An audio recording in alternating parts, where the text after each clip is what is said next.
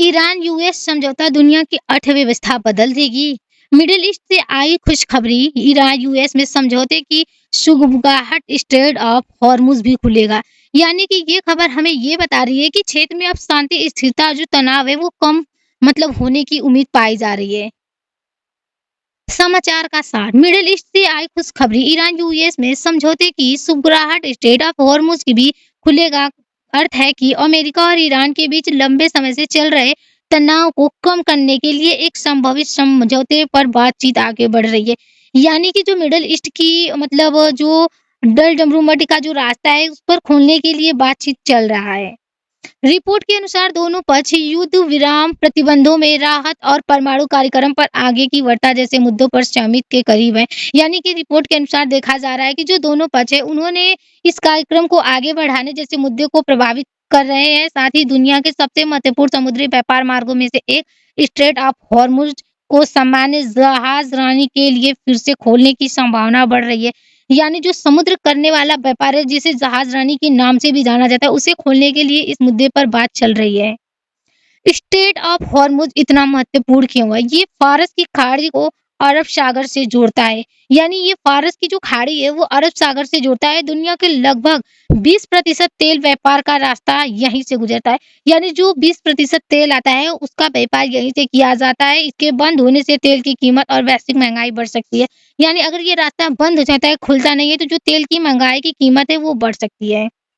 समझौते की मुख्य बातें क्या हैं? ईरान और अमेरिका का युद्ध को समाप्त करने की दिशा में आगे बढ़ रहा है। यानी ईरान और अमेरिका के बीच जो युद्ध चल रहा है उसको समाप्त करने की दिशा में लोग आगे बढ़ रहे हैं। हॉर्मुज जलडमरू मध्य को फिर से खोलने पर चर्चा हो रही है। यानी जो हॉर्मुज जलडमरू के रास्ते को बंद किया गया था, जो समुद्री रास्ता व्यापार करने का, अब उसको खोलने पर बात चल रही है। ईरान के परमाणु कार्यक्रम पर निगरानी और आगे की वार्ता का प्रस्ताव है। यानी ईरान के जो परमाणु कार्यक्रम पर निगरानी और उसके आगे बढ़ाने की जो प्रस्ताव कार्यक्रम है उसको किया जाएगा। पश्चिमी एशिया युद्ध, अमेरिका का दावा, उसने कई ईरानी ड्रोन मार गिराए। वहीं दोनों पक्षों का कहना है कि समझौता अब पहले से अधिक करीब है। यानी कि पश्चिमी एशिया का जो युद्ध, अमेरिका का दावा कर रहा है कि जो ड्रोन मार गिराया है, वही अब दोनों पक्षों का ये कहना है कि अब पहले से अधिक वो करीब आ चुके हैं। क्या है मामला? पश्चिमी एशिया, मिडल ईस्ट में तनाव एक बार फिर बढ़ गया है। यानी जो पश्चिमी एशिया है वहां पर तनाव काफी जो चिंतित है, बढ़ चुका है।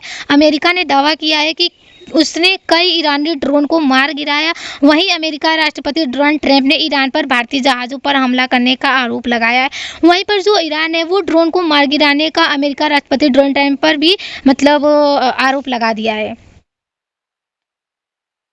रक्षा मंत्री यानी राजनाथ सिंह ने कहा है कि भारत की स्वदेशी वायु रक्षा प्रणाली जो प्रोजेक्ट कुशवा भविष्य में गेम चेंजर साबित होगा। यानी जो राजनाथ सिंह है उन्होंने कहा है कि अगर ऐसा हो जाता है स्वदेशी वायु पर जो काफी चेंजेस साबित होंगे। उन्होंने कहा है कि ऑपरेशन सिंदूर के दौरान आधुनिक एयर डिफेंस सिस्टम के महत्व को देखा गया है और भारत को अपनी सुरक्षा के लिए स्वदेशी प्रणालियों पर निर्भर नहीं रहना चाहिए।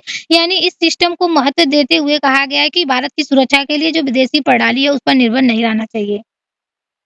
पाकिस्तान के प्रधानमंत्री शेहबाज शरीफ ने दावा किया है कि अमेरिका और ईरान के बीच शांति समझौते का अंतिम सौदा तैयार हो गया है। यानी पाकिस्तान के जो प्रधानमंत्री है उन्होंने कहा है कि अमेरिका और ईरान का ये शांति का अंतिम सौदा किया जा रहा है। हालांकि इस दावे पर अभी तक न तो व्हाइट हाउस और न ही ईरान की ओर से आधिकारिक पुष्टि की गई है। देशों के बीच अगर हम संबंध की बात कर लेते हैं तो अमेरिका ईरान संबंध वर्षों से तनावपूर्ण रहे, लेकिन शांति समझौते की संभावना से संबंध जो है वो सुधर सकता है।